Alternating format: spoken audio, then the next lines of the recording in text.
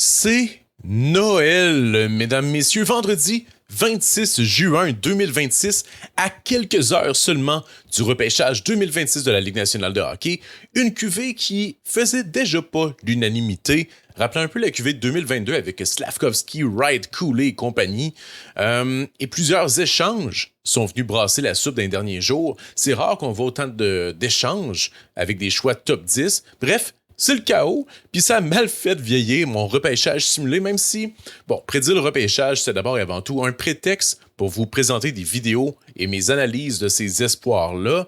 Mais aujourd'hui, je vais avec une courte vidéo pour vous parler de mes hypothèses et prédictions en vue de ce week-end, puis également pour vous rappeler que je vais être en live sur YouTube aujourd'hui, donc ce vendredi, dès 19h, pour couvrir la première ronde de ce repêchage-là. Puis encore une fois, il va y avoir évaluation à l'écran, des vidéos des joueurs. Si vous avez déjà vu, évidemment, mes derniers mock drafts, ça risque d'être pas mal les mêmes vidéos. Mais si vous n'avez pas vu déjà ces vidéos-là, c'est le temps. Puis la première question qui est sur toutes les lèvres en vue de ce repêchage-là, ça va être qui le choix des Sharks au deuxième rang? Déjà, le débat entre le meilleur joueur disponible, soit Ivar Stenberg, l'ailier, ou encore le futur possible défenseur numéro 1, Chase Reed. Déjà là, c'est un débat qui divisait tout le monde, mais là, les Sharks ont échangé William Eklund au sénateur d'Ottawa contre le 9e choix au total. Donc rapidement, la théorie que les Sharks repêcheraient de l'allié Ivar Stenberg au deuxième rang au total est vraiment, c'est ce qu'on entend le plus maintenant qu'il y a un spot de libre sur la première ligne. Ça rendrait leur attaque complètement dévastatrice, puis ils pourraient attendre au 9e rang pour choisir un défenseur, parce qu'il y a quand même beaucoup de défenseurs disponibles dans cette cuvée-là. Sauf que j'aimerais parler de d'autres options ici.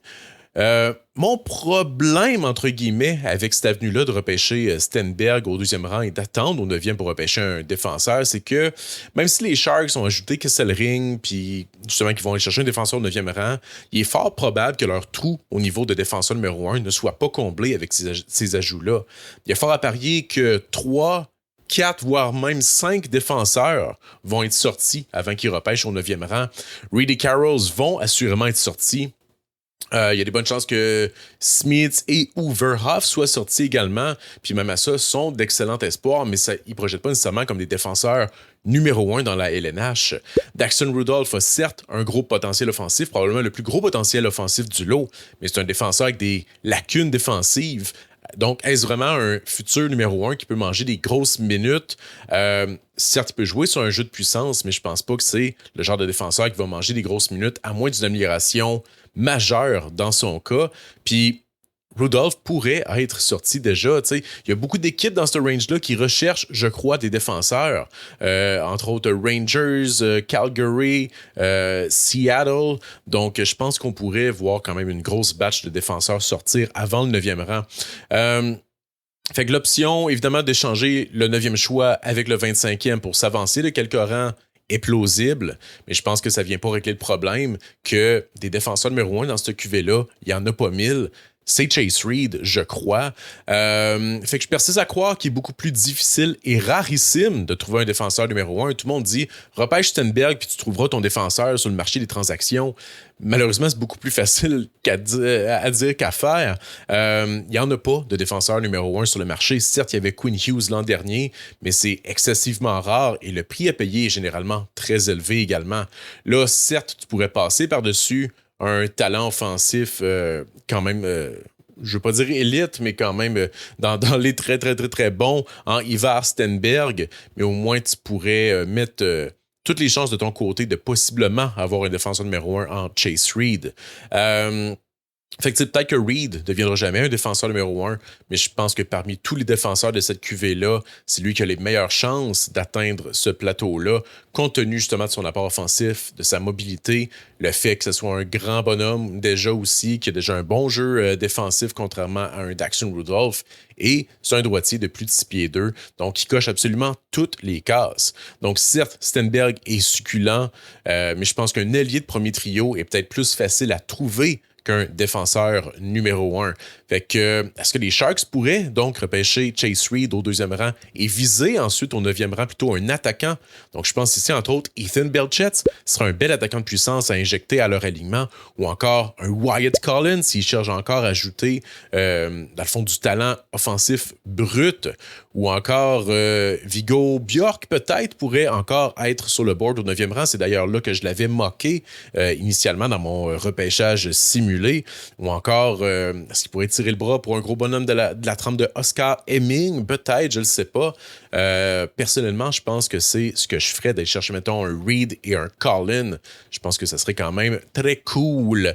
Puis là, ben, tu sais, je parle de ça, que ça va jouer entre Reed et Stenberg, mais sommes-nous certains à 100% que Gavin McKenna est le choix des Maple Leafs au premier rang? Je pense que c'est pas mal canné dans le béton, mais il y a du bruit autour de peut-être, Stenberg ou encore le centre, Caleb Malhotra. Ça brasserait définitivement la soupe dans ce repêchage-là. Puis je pense que l'idée ici d'y aller peut-être avec un Malhotra plutôt qu'un McKenna, ce qui serait une erreur à mon avis, c'est que c'est une équipe qui manque de cœur en série. Fait que, tu sais, McKenna, on dit que c'est un gars qui joue pas physique. Est-ce que ça fait peur? Peut-être à l'organisation des Leafs, c'est qu'il viserait peut-être un centre. Puis on sait qu'il y a des équipes de la LNH qui ont Caleb Malhotra en très haute estime. Parlant de Malhotra, à Vancouver, au 3e rang, j'ai de moins en moins d'espoir de les voir repêcher justement Caleb Malhotra. Je pense que c'est un raccourci de croire qu'ils vont le repêcher compte tenu que son père vient d'être annoncé comme étant le prochain coach des Canucks, Manny Malhotra. Je pense qu'au contraire, ça pourrait, sans dire que c'est source de distraction, je pense que c'est un raccourci. Puis je pense que pour les deux parties, c'est juste mieux si ils vont chercher autre chose. Puis au 3e rang, il va avoir un Chase Reed ou un Ivar Stenberg de disponible ici. Fait que je pense que ça va être leur choix ici. Puis je pense pas que Keaton Verhoff soit hors de question non plus. Fait que ça rend la situation au 4e rang fascinante. Premièrement, je comprends pas le move des Blackhawks d'échanger le 4e choix au total à Buffalo en retour de Bowen Byram. Fait que gros move de Buffalo. En fait, je pense que c'est un vol en plein jour ici. Il y a plusieurs rumeurs comme quoi qui échangeraient toutefois ce 4e choix-là aux Maple Leafs en retour de Matthew Knies. Je vois ça comme étant une belle possibilité, surtout avec le départ d'Alex Tuch. Mais si jamais Buffalo conserve le pic, il mettrait assurément la main sur soit Ivar Stenberg, Caleb Malhotra ou Chase Reed, qui sont 3 espoirs incroyables. Là aussi, parenthèse, ils viennent tout juste, en fait, dans la dernière heure de faire l'acquisition de Olen Zellweger, en plus de Louis Crevier qui remplace Bowen Byram, acquis dans l'échange avec les Blackhawks. Puis Radim Murtica, il n'est pas à oublier, il devrait joindre la LNH sous peu. Fait que, puis avec l'absence de Tuch, justement, je pense qu'on pourrait les voir repêcher un attaquant ici. Donc évidemment, Stenberg, Malhotra viendraient combler ce trou-là assez rapidement. Puis s'ils veulent vraiment compétitionner l'an prochain et être compétitifs rapidement, je pense que Viggo Bjork au 4e rang serait un beau choix pour eux. Sinon, je les verrais aussi prendre soit Carol Verhoff ou peut-être Wyatt Collin. On en parlait comme le possible Beckett Seneca, qu'on rappelle est sorti 3e contre toute attente à Anaheim.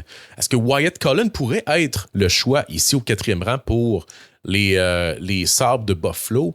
Ça serait intéressant. Fait que tout ça mis ensemble, je pense qu'il y a peut-être une possibilité réelle qu'un Stenberg, Malhotra ou Reed glisse jusqu'au 5e rang. Ça se pourrait, honnêtement. Je ne serais pas sur le cul. Puis ça déjouerait tous les pronostics.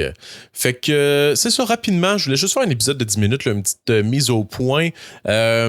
Quelques noms ici, quelques prédictions en fait, notamment des joueurs. Je ne ferai pas de profil de ces joueurs-là, mais des joueurs que je pense pourraient ne pas être repêchés et qui sont dans plusieurs top 100 publics. Puis je dis ça parce qu'à chaque année, il y en a des gars qui sont en haute estime dans les listes publiques et qui ne sont même pas repêchés. Cette année, je pense que ces choix-là, ça pourrait être Axel Elofsson, Nils Bartoldsson, Beckham Edwards, Brady Wassilin, Verti Svensk, Callum Croskery, que j'en ai expliqué, j'ai expliqué mon raisonnement sur Croskery justement dans l'épisode de Patreon qui vient tout juste de sortir, patreon.com/briser la glace, puis un Pierce Mbui qui a bien produit en WHL, mais qui fait en bas de 6 pieds. Je serais quand même pas choqué de le voir ne pas être repêché. Évidemment, c'est pas 100% de ces gars-là qui seront pas repêchés, mais d'après moi, il va en avoir une coupe.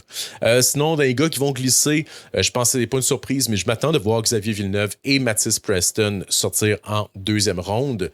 Mais dans les choix peut-être plus choquants, Marcus Nordmark, que plusieurs voient en première ronde pour le CH, entre autres, je pense qu'il va sortir autour de la 4e ou 5e ronde. Je pense que ça va être le gros faller du repêchage. Sinon, Mikey Burchild, un peu situation la LG Mooney, un très petit attaquant du programme de développement américain. D'après moi, on devrait le voir sortir en 6-7e ronde. Peut-être même qu'il pourrait ne pas être repêché. Je pense qu'il pourrait aussi être dans cette liste-là. Sinon, dans les gars que je pense qu'ils vont sortir beaucoup plus tôt que ce qu'on pense. En fait, je vois 4 défenseurs principalement, dont 2 formats géants. 3 formats géants. Sean Burrick, Eric Frossard, Jonas Kemps, je pense des gars qu'on va commencer à voir à partir du 50e rang. Et Jane Kurtz aussi, je pense, pourrait se glisser en 2e ronde. Et juste pour mettre mes opinions sur la table, j'en ai déjà parlé dans les épisodes passés, mais 4 vols que je pense pourraient se produire. 2 vols que je vois vraiment ici. Jonas Lagerberg-Owen, je pense que c'est le gars le plus sous-estimé du draft, mais en même temps, l'échantillon qu'on a eu seulement 9 matchs à l'automne.